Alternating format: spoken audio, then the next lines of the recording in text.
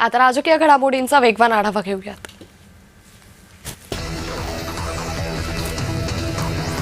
मनोज जरांगेंचा दौरा समाजांमध्ये तेढ निर्माण करण्यासाठीचे ओबीसी नेते लक्ष्मण हाके यांनी जरांगेंच्या दौऱ्यावर टीका केली आहे।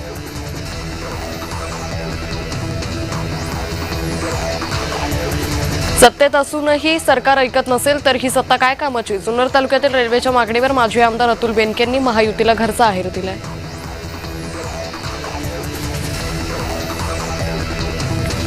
रामदास कदम यांच्या वायफळ वक्तव्याकडे आम्ही गांभीर्यपूर्वक पाहत नाही, त्यांच्या बोलण्याला आम्ही किंमतही देत नाही। रामदास कदमांच्या वक्तव्यावर उबाठाचे विनायक राऊतांनी प्रतिक्रिया दिली आहे।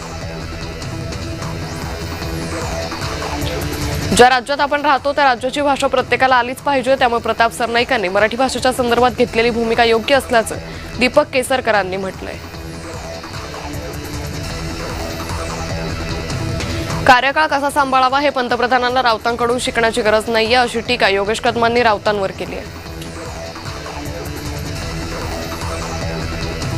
दापोलीत शिवसेना शहर प्रमुखाची कथित ऑडिओ क्लिप व्हायरल होते। एसटी अधिकाऱ्याला बस चालण्याची धमकी दिल्याचा दावा आहे। व्हायरल ऑडिओ क्लिपची जय महाराष्ट्र पुष्टी करत नाही।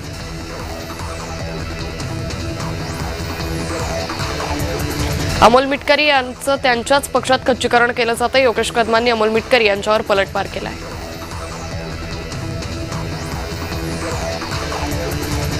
अर्थमंत्री खात्यावर अजितदादांच्या पक्षाचा अधिकार आहे। अजितदादा नसताना त्यांच्या पक्षाची हळूहळू ताकद भाजपाकडून कमी केली जाते। आमदार रोहित पवारांनी हे वक्तव्य केले।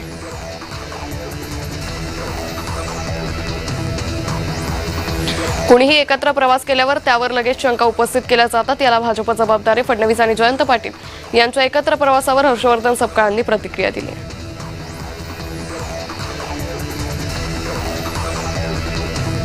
मराठा आंदोलक मनोज जरांगेंच्या आरोपांना विखेंनी उत्तर दिलंय। सरकार आरक्षणाबाबत अत्यंत सकारात्मक असून आपण स्वतः जरांगे पाटलांची भेट घेणार असल्याचं विखेंनी सांगितलंय।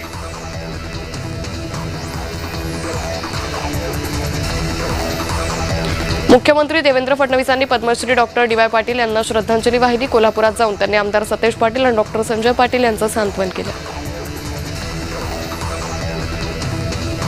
बाळासाहेब थोरातांच्या नाशिक पुणे रेल्वे चक्काजाम आंदोलनावर मंत्री विखे पाटलांनी टीका केली। या प्रकरणी मार्ग काढण्याचे प्रयत्न सुरू असताना हे आंदोलन का केलं जातंय असा सवाल विखेंनी उपस्थित केला। कोल्हापुरातील करवीर नगरीतील विविध विकास कामांचं लोकार्पण मुख्यमंत्री फडणवीसांच्या हस्ते झालं।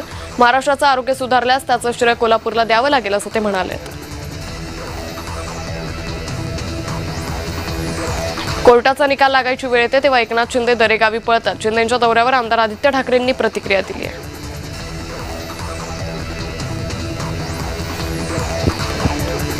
मुख्यमंत्री फडणवीस आणि जयंत पाटलांनी एकत्र विमान प्रवास केला, यावर कोणीही एकत्र प्रवास करू शकतं अशी प्रतिक्रिया मंत्री गिरीश महाजनांनी दिली।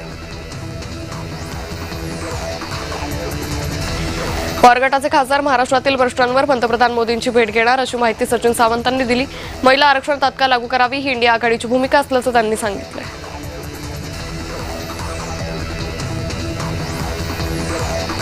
तुकाराम मुंढे यांच्यासारखे 20-25 अधिकारी महाराष्ट्राला मिळाले तर संपूर्ण महाराष्ट्र स्वच्छ होईल।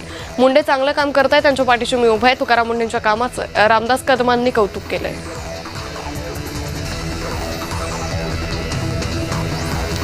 राज ठाकरेंना कोकणातील विकासाचा पुळका कसा आला, त्यांनी प्रसिद्धीसाठी दौरे करू नयेत। शिवसेना नेते रामदास कदमांनी राज ठाकरेंच्या दौऱ्यावर टीका केली।